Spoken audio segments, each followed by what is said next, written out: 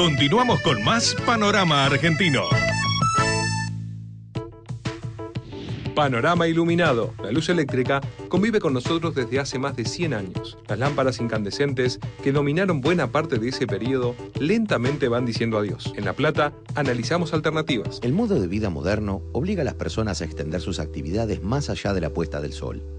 Desde fines del siglo XIX, esas actividades se alumbran con lámparas incandescentes. Pero la necesidad de cuidar el planeta y racionalizar el consumo eléctrico imponen un cambio tecnológico. La vieja lámpara de Edison está siendo reemplazada por otras más eficientes. Por eso, un experto en electricidad nos muestra otras opciones. Lo que vamos a presentar aquí es básicamente distintos tipos de lámparas, ¿sí? Como está presentado en este tablero, que nosotros podemos encontrar en nuestros domicilios, ¿sí? Tenemos una primer lámpara que es una lámpara incandescente, conocida como lamparita común, una lámpara fluorescente compacta o de bajo consumo, y por último un tercer tipo de lámparas que es algo muy interesante que se está empezando a difundir, que son las lámparas con LEDs. Entonces vamos a analizar las ventajas y desventajas de cada una de ellas, y en particular vamos a ver qué tan sensibles son a las variaciones de tensión.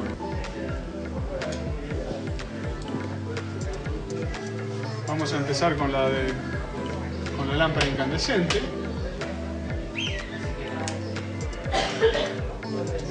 Fíjense el efecto sobre la lámpara.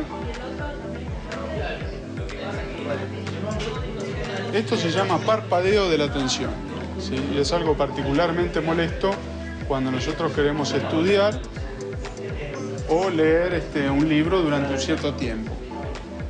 Entonces, vemos que este efecto es muy notorio en las lámparas incandescentes. En las lámparas de bajo consumo, sí, es notorio, pero no tanto como en la lámpara incandescente.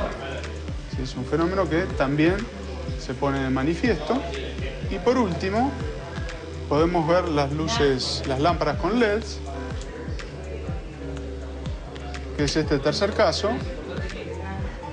que como ustedes podrán observar, la lámpara con LED es insensible a las variaciones de tensión. Y algo muy importante para tener en cuenta es el consumo de cada lámpara. La lámpara incandescente tiene un consumo de 25 watts, es una lámpara pequeña. La lámpara fluorescente compacta, un consumo de 9 watts. Y por último, la lámpara a LED tiene un consumo de nada más que 3 watts. Es decir, con 8 lámparas de LEDs, nosotros tenemos el mismo consumo que una lámpara incandescente. El aumento constante de la demanda eléctrica supera las posibilidades de suministro. Por eso, para que la energía alcance para todos, es necesario gastar menos. La lámpara de bajo consumo ya reemplazó a la incandescente, y la de LEDs ahorra todavía más. Menos mal que a los ingenieros se les prendió la lamparita.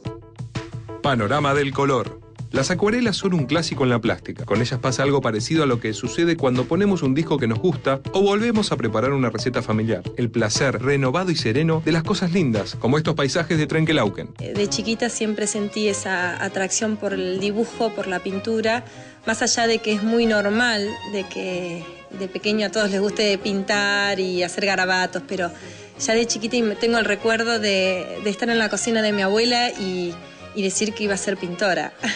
Y la mini exposición que hacía en la heladera de la casa de mi abuela. Yo creo que tenía 6, 7 años y lo primero que cargaba en la valija eran las pinturas, los pinceles, lápices, un bloc de hojas, y eso iba conmigo para todos lados.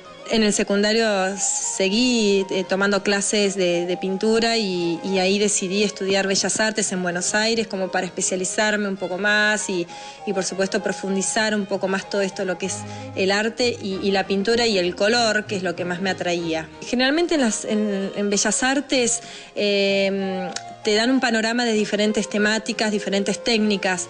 Yo ahí empecé a inclinarme un poco por el tema de la acuarela, pero no precisamente porque me lo hayan enseñado en Bellas Artes, porque en la carrera de Bellas Artes es como que acuarela está un poco apartado, se enseñan otras técnicas. Y el tema de paisaje también no es muy de bellas artes, se enseñan temas técnicos, composición, proyección, se ve un poco de abstracción, naturalezas muertas, desnudos, modelos vivos. En la mitad de la carrera mi mamá y mi papá me llevaron a Merlo, que descubrieron que había un encuentro de pintores, paisajistas en San Luis, y bueno, y ahí experimenté lo que es pintar al paisaje al aire libre. A mí ya me gustaba pintar paisajes, pero siempre adentro, nunca había salido a pintar afuera. Y ahí es donde descubrí que realmente me gustaba el paisaje, cómo la luz se proyecta en las cosas, cómo van variando los colores. Y bueno, el estar estudiando también te hace ver los colores y las cosas de otra manera. Descubrís colores que por ahí no los apreciás anteriormente. Y bueno, justamente en uno de estos encuentros en Merlo conocí a un pintor acuarelista que es el que me marcó, Oscar Robledo, que de Río Cuarto, que ya falleció, y es el que me marcó, que cuando vi sus acuarelas dije, eso es lo que yo quiero pintar, acuarela. Y ahí empecé a practicar y ponerme todos los días, especializándome también, bueno, en el tema del paisaje. Empecé a indagar en el retrato, en los rostros de personas mayores sobre todo, así que ahí fueron mis comienzos en acuarela. Me gustan mucho los temas otoñales, los amarillos, naranjas. Por ahí en un comienzo, cuando comencé a pintar, mi paleta era más fría, más en los azules, ponía bastante azul. Y ahora es como que el azul está, pero ocupa un lugar más importante los ocres, los colores tierra, los amarillos, sobre todo los amarillos. Lo más importante es el realizar exposiciones como para hacerse conocer, y de esa manera la gente se acerca, conversa por ahí, compra alguna obra. Yo realmente puedo decir que vivo del arte, he hecho exposiciones en distintos lados y me ha ido muy bien. He conocido gente en salones de pintura también, y eso me ha llevado, es como una cadena, me ha llevado a contactarme con otras personas, a poder realizar exposiciones en otros lados. Es como que se puede vivir del arte, pero no es fácil. Como todo hay que trabajarlo. Yo en lo posible pinto todo lo posible, lo que pueda. No es fácil, hay que estar dispuesto con los tiempos, con la familia. Ocupa un lugar importante, pero también tengo otras cosas. Antes de irnos, anticipamos una producción especial del Día de la Bandera.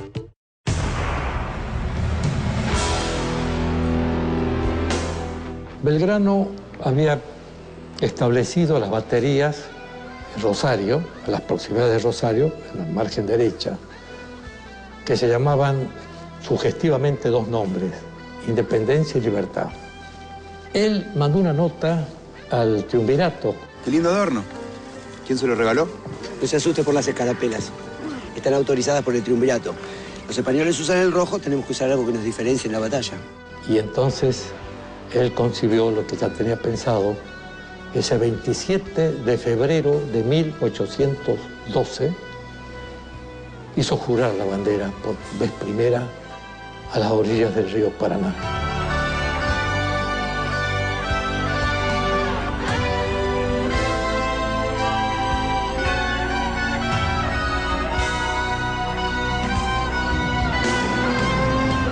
Me gustaría dar dos ideas que tuvo Belgrano. Una sobre la igualdad y otra sobre la libertad.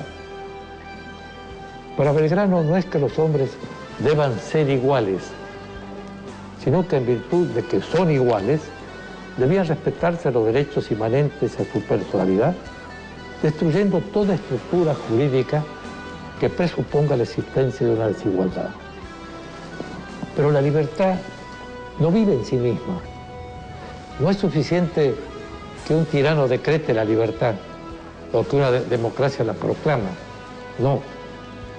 La libertad vive fundamentalmente a través de los gobernantes, que tienen que tener fe en sus ideales, corrección en sus caminos, honradez en sus actos. Y estas condiciones no están en la ley, están en la realidad del corazón humano, justamente allí donde ninguna ley puede alcanzar. ¡Ordena el general! ¡Hay que reforzar el flanco izquierdo! ¡Muévase! ¡Vaya con el general! ¡Se está poniendo fiero! Cuando Belgrano está próximo a morir, en el año 1820, muere el 20 de junio, tal grado de pobreza tenía que no le podía pagar a su médico, al doctor Ritchie, que tanto lo acompañó y tanto lo quiso. Le donó su reloj. ¿Y sabes cuáles fueron las últimas palabras de Belgrano antes de morir? ¡Ay, patria mía! ¡Viva la patria! ¡Viva la patria! ¡Viva la patria! ¡Viva la patria!